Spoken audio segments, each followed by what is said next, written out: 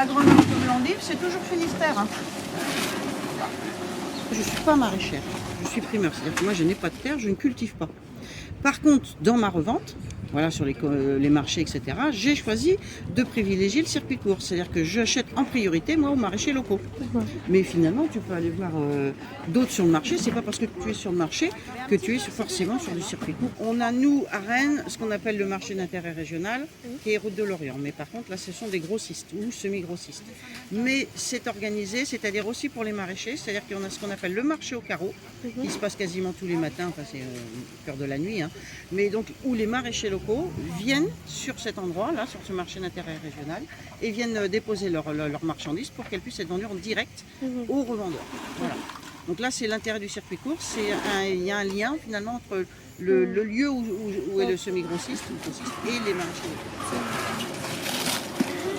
En fait, donc, on a essayé effectivement de développer les circuits courts et les maraîchers se sont organisés pour effectivement créer la MAP. Alors la MAP, c'est une très très bonne idée, dans l'idée où effectivement le maraîcher vend en direct sa production en composant un panier. Sauf que pour moi, il y a un écueil, c'est que le client ne choisit pas son panier.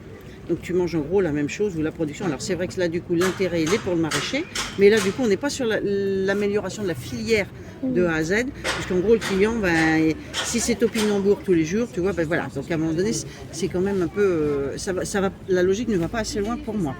Maintenant c'est déjà un premier outil qui s'est mis en place qui est génial, hein, il faut bien se le dire, mais il n'est pas suffisant. Alors après il y a eu aussi ce qu'on a fait, c'était les regroupements de fermiers. Donc les fermiers du coin, les choses comme ça.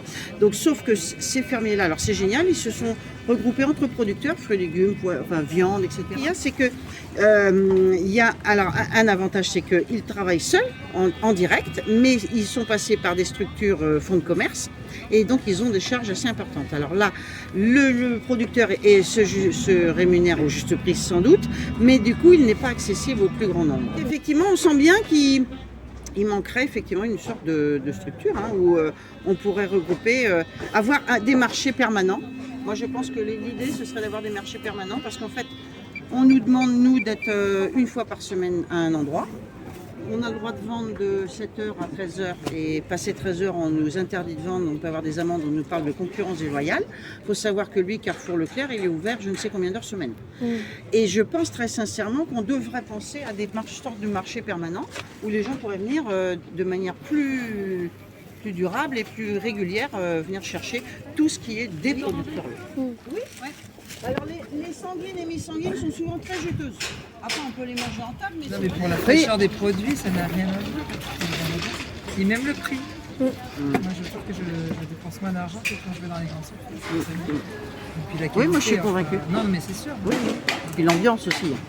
C'est vrai que sous les néons, c'est quand même pas la même. Hein. Avec les caddies qui se font la tête et qui se poussent. Ah non, puis on sent l'exploitation, surtout dans les grandes surfaces. C'est vrai, mais alors moi, ce que j'essaye de détricoter, c'est ce que vous avez dit tout de suite, c'est-à-dire que le marché n'est pas forcément plus cher que le centre commercial. À qualité égale, évidemment. Hein. Mais ça, je pense que les gens ne sont pas convaincus de ça. Et c'est là-dessus qu'il faut travailler. Quoi. Parce que déjà, on gère nos quantités. Je sais pas, il y a un truc qui est au centre commercial, quand c'est grand, je pense qu'on accumule beaucoup plus de choses.